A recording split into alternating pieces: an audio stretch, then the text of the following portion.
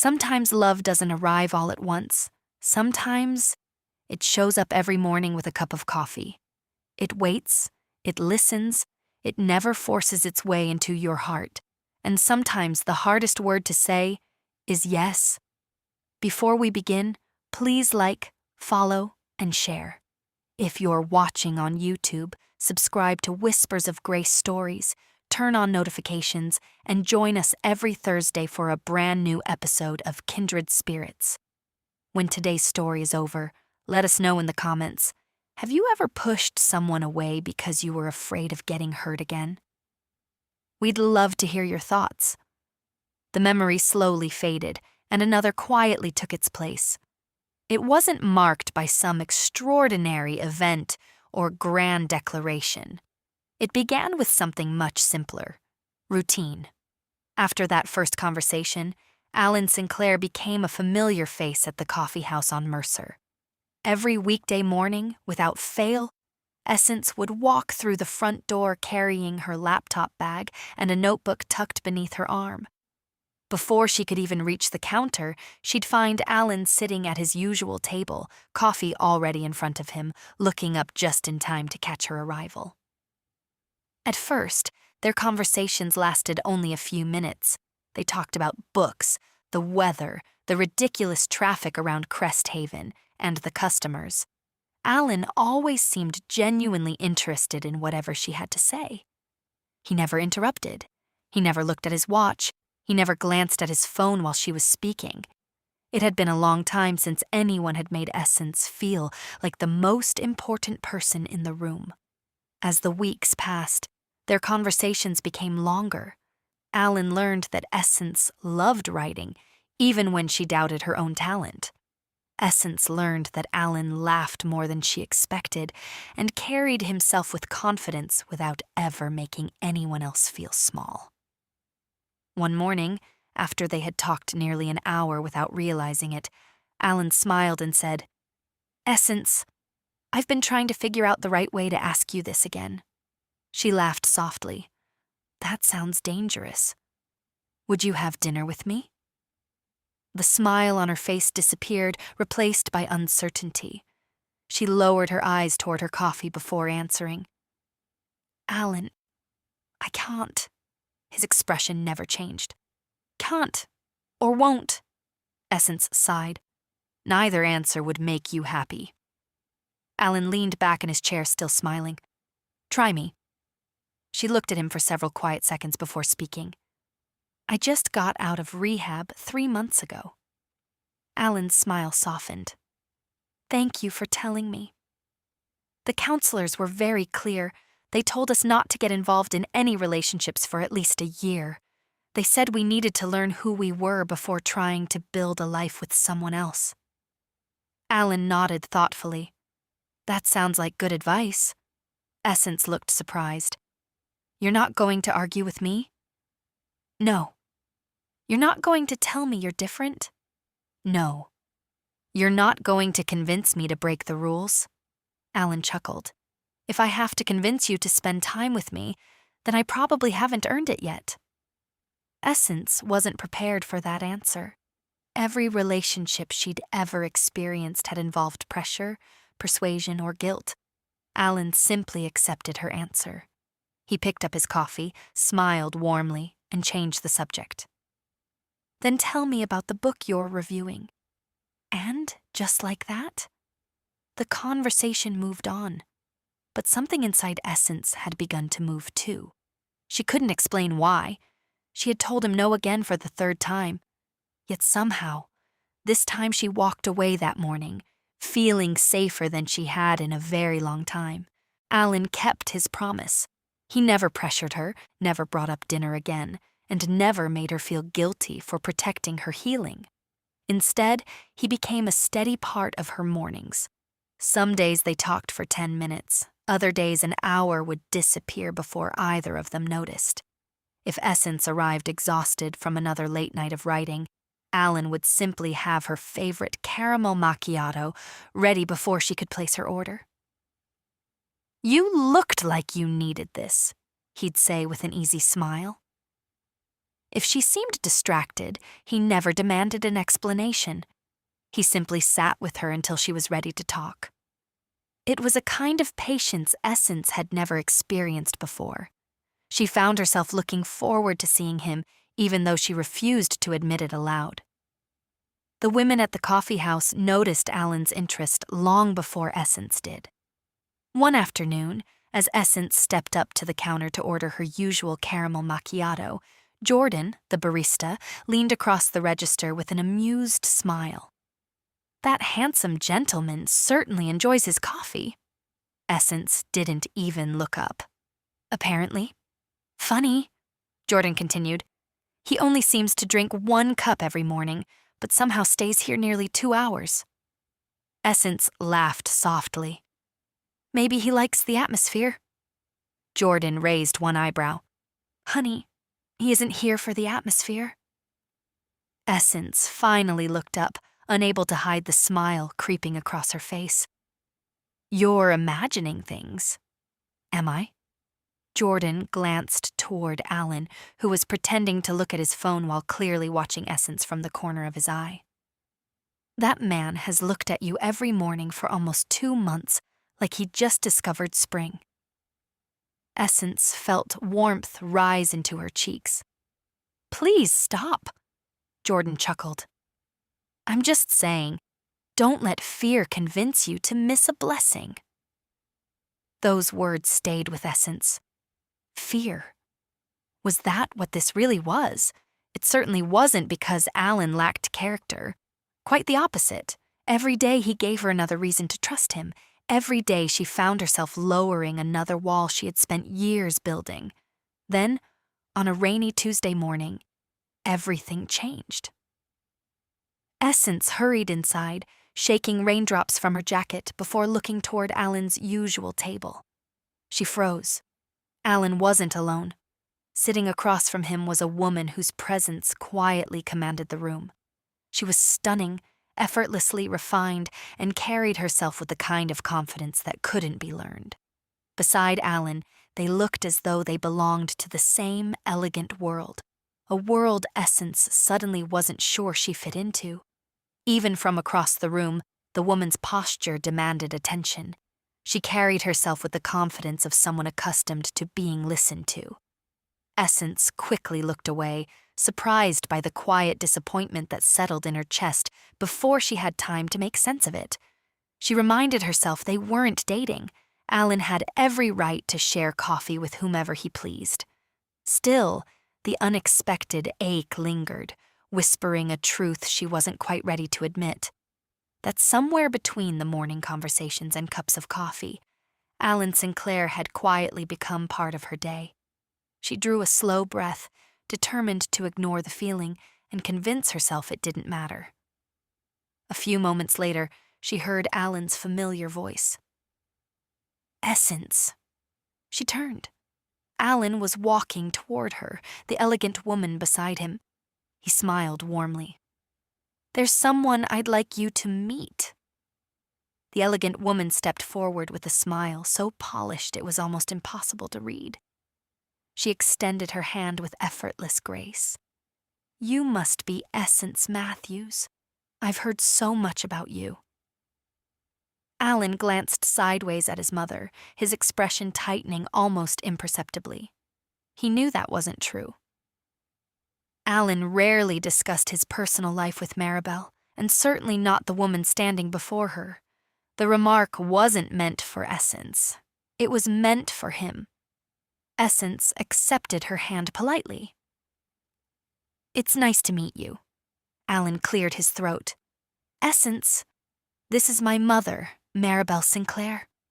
For the briefest moment, Maribel's eyes swept over Essence with quiet precision, taking in everything from her modest clothing to the notebook tucked beneath her arm.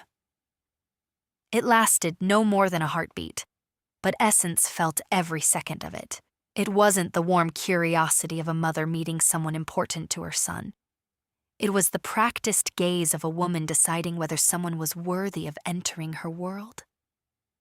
Then, just as quickly, Maribel's gracious smile returned.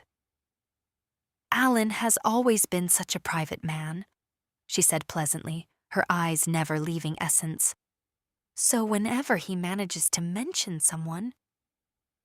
She paused just long enough to make Allen uncomfortable before finishing with a faint smile.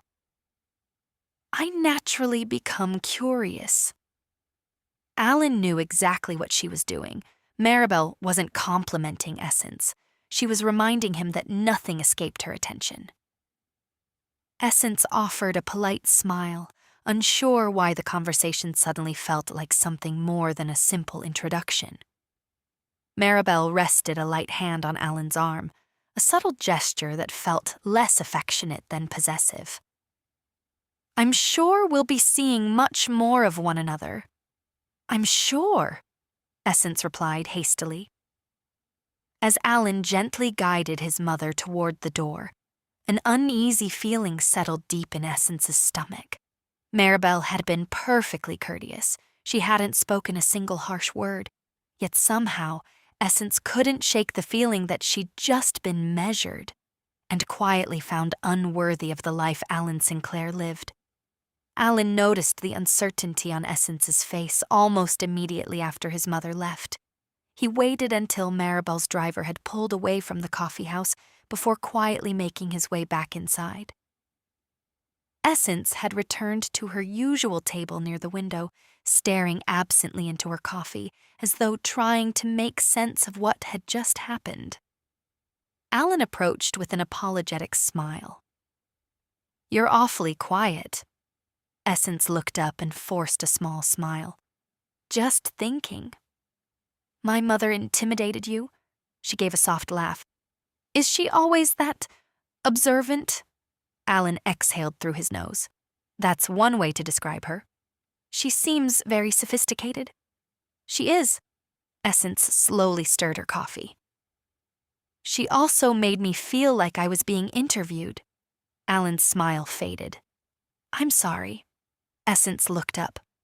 Why are you apologizing? Because that's exactly what she was doing. There wasn't a trace of humor in his voice. Essence studied him for a moment. Allen, he pulled out the chair across from her and sat down.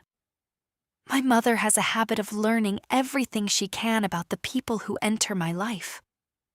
Does she always approve? Allen let out a quiet laugh that sounded far more exhausted than amused. Approval has never really been the point. Before Essence could ask another question, Jordan called her name from behind the counter.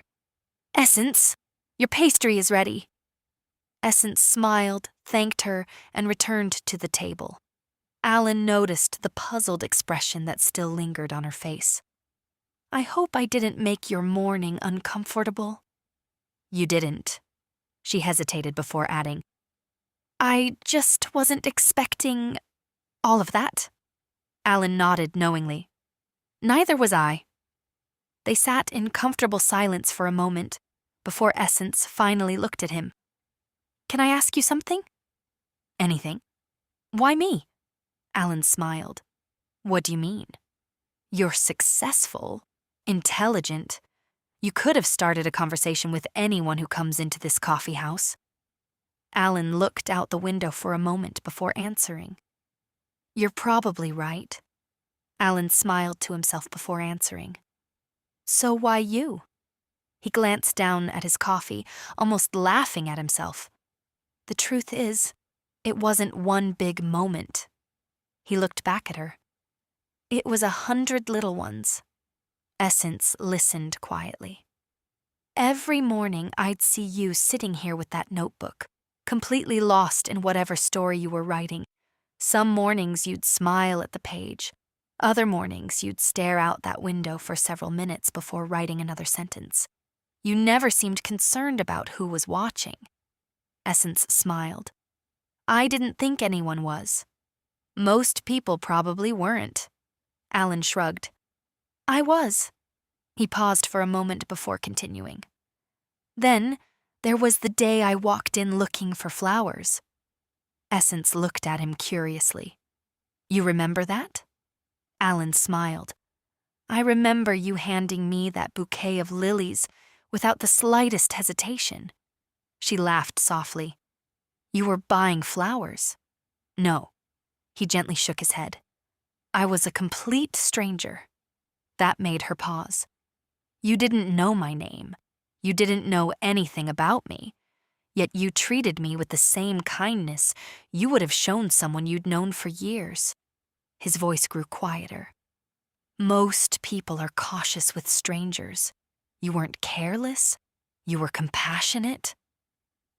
Essence lowered her eyes, suddenly feeling a little self-conscious. Allen continued, "That stayed with me." He smiled warmly. "Then, every morning after that, I'd see you here writing. You weren't trying to impress anyone. You weren't pretending to be someone you weren't. You were simply being yourself." He paused again before adding, "That's what made me want to know you." Silence settled comfortably between them. No one had ever complimented Essence's character before. People had admired her smile, her cooking, even her appearance, but no one had ever told her that the quiet way she treated people had made them want to know who she was. For the first time since leaving rehab, she found herself wondering what it might feel like to stop merely surviving and begin living again. For a brief moment, neither of them spoke.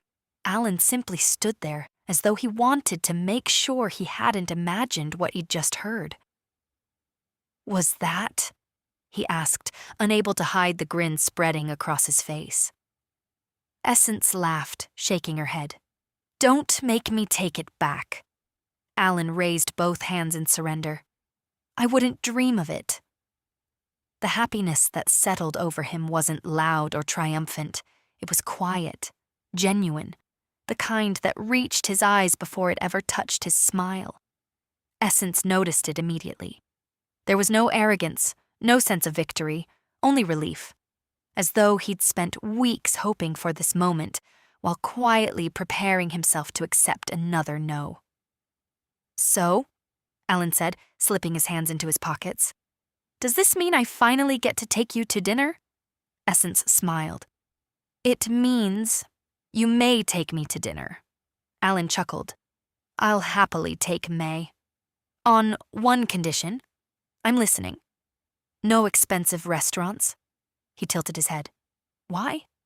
"Because I don't need to be impressed." "Fair enough." She held his gaze another moment. "And don't try to rescue me." His expression softened. "Essence, I've had enough people mistake pity for love." Allen didn't answer right away. When he finally spoke, his voice was calm and sincere. "I'm not trying to rescue you." She searched his face, expecting some clever explanation. Instead, he simply said, "I'd just like the chance to know you." Something about those words settled quietly inside her. There were no grand promises, no rehearsed speeches, just honesty. And for reasons she couldn't explain, she believed him. A few evenings later, Allen arrived just before sunset. True to his word, there was no limousine, no extravagant display, and no attempt to impress her with wealth. Instead, he drove them to one of Cresthaven's well-known family restaurants. As they walked inside, Essence smiled. "This wasn't what I expected." Allen returned the smile. "I figured if I wanted to know the real Essence Matthews, we'd start somewhere people could actually have a conversation." They settled into a quiet corner booth away from the evening crowd. Conversation came effortlessly. They laughed about childhood memories, shared favorite books, talked about places they had always dreamed of visiting, and discovered they had far more in common than either of them expected. There was something refreshingly uncomplicated about being together. Neither of them felt the need to impress the other. As dinner drew on, the conversation gradually became more personal. Allen rested his coffee cup on the table and stared thoughtfully through the restaurant window before speaking. "Can I tell you something I've only shared with a handful of people?" Essence nodded. "Of course." He was quiet for a moment. I spent most of my childhood believing people only stayed until something better came along. Essence didn't interrupt. She simply listened. After Lily, he paused, collecting himself. After she disappeared from my life, I stopped believing promises lasted forever. A faint, bittersweet smile crossed his face. It's amazing how one person can change the way you see everyone else. Without thinking, Essence reached across the table and gently rested her hand over his. She didn't search for the perfect words. She simply wanted him to know he wasn't carrying that memory alone anymore. Allen looked down at her hand before looking back into her eyes. A quiet smile appeared on his face. Thank you. Essence left her hand resting over his for another moment before gently pulling it away. There was something different about Allen tonight. The polished businessman she had come to know over countless cups of coffee had quietly stepped aside, revealing someone far more genuine. Someone who wasn't trying to impress her, only willing to be known. She smiled softly. Can I tell you something? Allen nodded. Only if you're ready. She looked down at the table for a moment, gathering her thoughts. That's what makes tonight different. Taking a slow breath, she began. There was a time when I thought my life was exactly the way it was supposed to be. I married my high school sweetheart. We had 2 beautiful boys. From the outside, we probably looked like the perfect family. She paused, her eyes fixed on the dinner in front of her. Then life started unraveling, faster than I could hold it together. Her voice grew quieter. Some mistakes were mine, some weren't, and some things. She swallowed hard. Some things were taken from me. Allen didn't interrupt. He didn't rush to fill the silence or search for comforting words. He simply listened. Somehow that made it easier to keep talking. After everything happened, I stopped recognizing the woman staring back at me in the mirror. I questioned every decision I'd ever made. I questioned God. I questioned whether I deserved another chance. She looked out the restaurant window, watching the last light of day disappear beyond the trees. Eventually, I walked away from my marriage, from my boys, and later on found myself sitting in rehab, wondering how my life had fallen so far. Silence settled between them. Allen finally spoke, his voice calm and unwavering. Not because you were weak. Essence slowly looked back at him. He held her gaze. Because you were trying to survive. The words found a place deep inside her that years of apologies and explanations never had. A single tear slipped down her cheek before she could stop it. She laughed softly, embarrassed, wiping it away. I promised myself I wasn't going to cry tonight. Without a word, Allen reached into his jacket pocket and slid a neatly folded handkerchief across the table. Neither did I. She looked at the handkerchief, then back at him, smiling through the tears. The words lingered between them, carrying far more weight than either of them explored that night.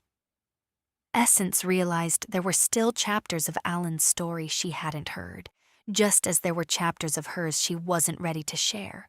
Strangely, that no longer frightened her. It reminded her that trust wasn't built by knowing everything about someone at once. It was built one honest conversation at a time. As dinner came to an end, Allen walked her to the passenger side of his car.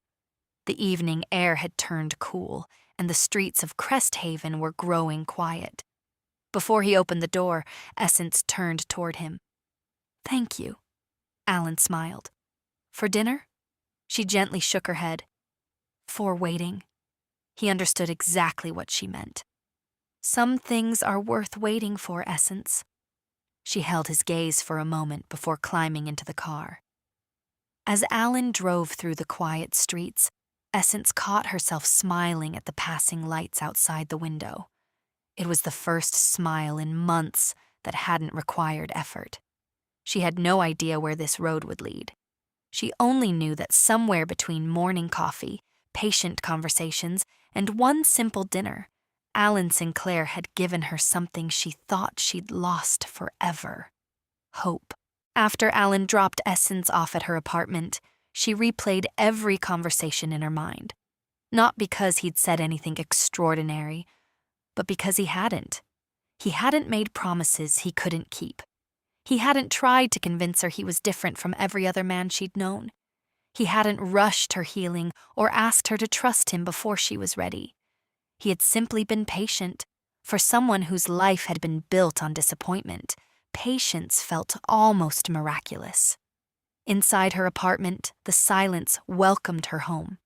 She slipped off her shoes, placed her purse on the table, and stood quietly for a moment.